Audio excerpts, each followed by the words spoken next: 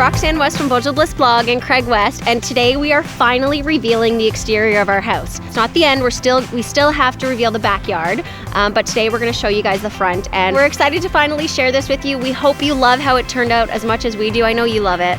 I do. Yeah, it's much more our style instead of the red and the salmon colored brick. Yeah, as much as we loved that. It's a pretty big change. Yeah, big change. Even people who have come to see our house that have seen it since we bought it, they've been like, this is a completely different house.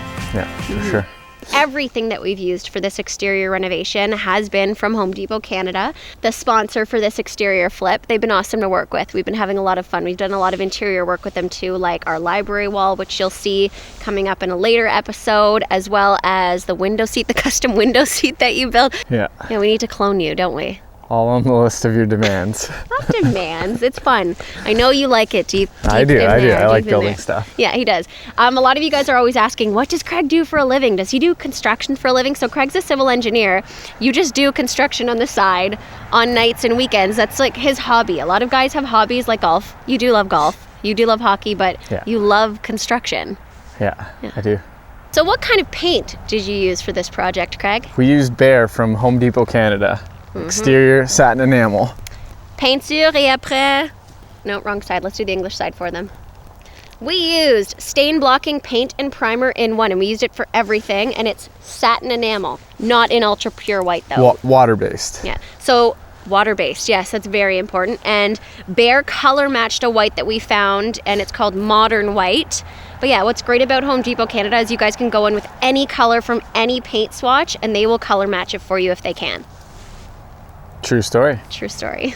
We used about 20 gallons of the white on the exterior, mainly because we did 2 coats on the brick and siding, and 2 gallons of the black.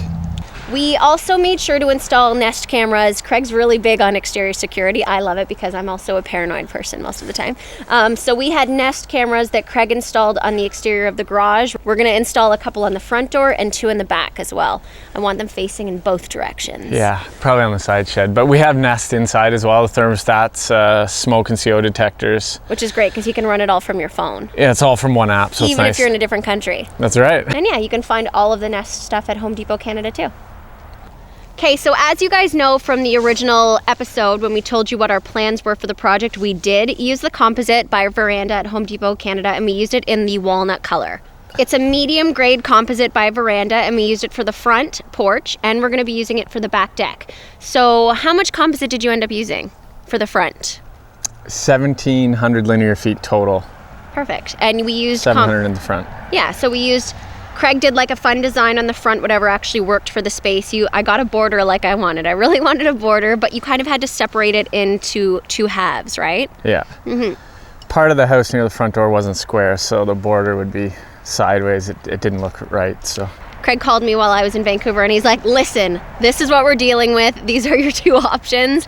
And I think it looks great. You did a great job. We did the borders where we could, and it turned out well. Yeah, it still looks custom. And Craig carried on the composite down the front steps as well. So you did composite steps. Aluminum railing in white. I really wanted iron spindles, but we didn't have time for that. No. Or budget. We replaced the risers with PVC. You were originally going to paint them. Thought about it. So at least the PVC, it's a lot easier to clean. And when you do pressure off that front porch, everything is going to get spotless. So yesterday, while we were preparing for the filming day today, Craig's mom's friend Autumn does a bunch of landscaping, and she was helping me do a bunch of last minute changes in there. So it was hailing, and her and I were shoveling dirt into the garden bed behind us. And since it's out of season for gardening, we were planting mums, which we will have to take out eventually because they aren't going to last the winter. And we were putting some boxwood, so that'll work. But we cleaned everything up because if you remember from the first episode when we showed the original landscaping here, it was like a jungle. They also did a bunch of like a nice pea gravel pathway, which looks way better because it was just dirt and mulch before. We're trying to keep Gatsby out of it. If any of you guys have some tips, just digging up the mulch, doing everything we don't want him to do. He thinks it's his new dog run. He loves it. Yeah. We moved a bunch of the tall grasses, cut down a bunch of branches. We added new black mulch. It looks a lot better too than the brown that was there. Much better. Goes with the black on the house. Yeah, we wanted to try and tie in the accents. Yeah, go designer. Yeah.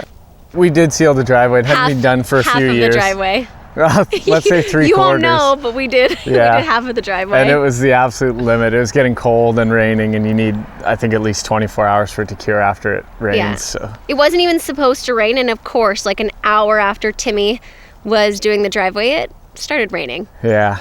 So it came off a little bit, but it's okay. It still looks black. Yeah, it just looked really light gray and worn, so at least we have that nice contrast now of the driveway against the white loft area, the garages. And you love your black garage doors. I do. Yeah, they you do. turned out well. Craig's loving it because he has a double garage on the property and then a double garage on the house. A man's dream. Full of boxwoods and mums and plants. The lighting that we picked was actually really inexpensive compared to the other options in Home Depot Canada, which I love. They have such a wide variety range of price points for lighting for exterior. And those ones were the most inexpensive out of the options that you gave me while you were in store, and I loved them the most out of all of them. Craig switched the lights on the garage, so originally they were about half the size, right? And I harassed you to change them. Do you like them better though, the bigger ones? I do. They look better to the scale of the house, right? Yeah, the scale of the garage with the loft on top is a lot bigger than the bungalow, like the original home, because that loft is an addition. Yep. So it looks a lot better. They kind of overhang the plates that I put in, but I think it still looks okay. I've seen other places do that. We were creeping other people's houses and we saw they did the same thing. Don't know if that's a good thing or a bad thing, but it looks good, I think. We'll see what you guys think. Yeah. And we managed to find lighting, a uniform lighting set that matched the whole house. So it came in 3 different sizes, right? Yep. So, and it has a really nice lamppost that I'd love to add in before Christmas. Middle of the property. In a snowstorm. In a snowstorm, potentially, yeah. Craig will be out here frozen to the lamppost. Yeah, so the pot lights we installed into the existing cans that were there, they were retrofits. Perfect. Yeah, and we wanted black ones, but we ended up using white, and it looks fine. Yeah, the lenses are white anyway, so... Are they LED? They are LED. LED. Yeah, now Energy everything efficient. is super bright white and energy efficient. It is really bright. Yes.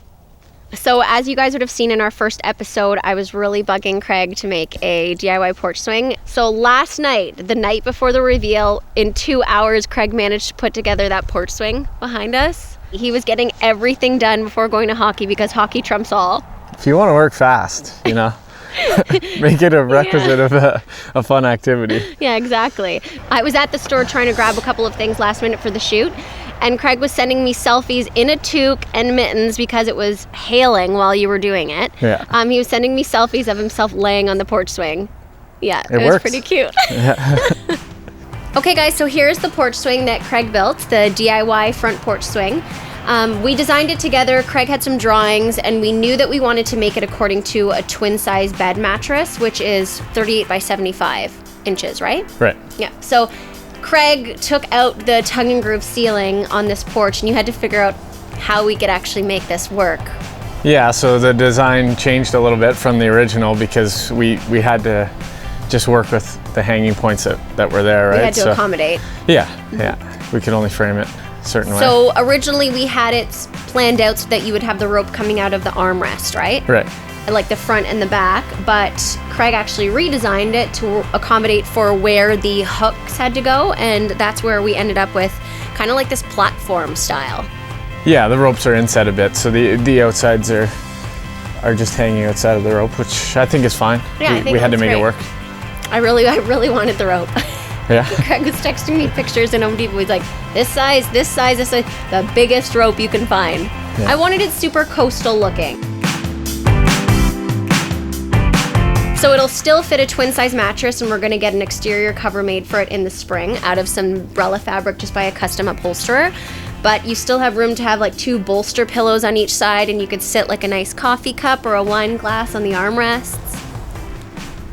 When I was planning out the styling for the porch swing, I had my eyes sit on these 2 pillows and this chunky knit blanket.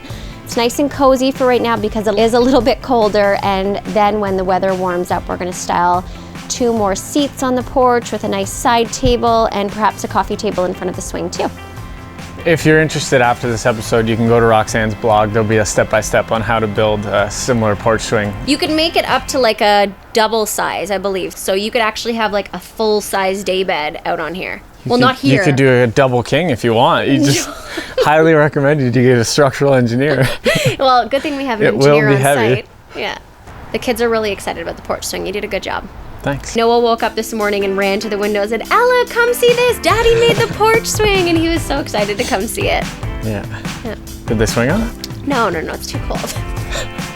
Yeah, actually, Ella did sit on it on the way to go to school. She came out in her like winter coat and sat on it. So I just picture like the kids coming out here in the summer with a book and they can lay on there together and read. It'll be cute, have some lunch. So you're thinking about it too. It sounds so cute. Oh, so picturesque. Yeah. Yeah, you did good.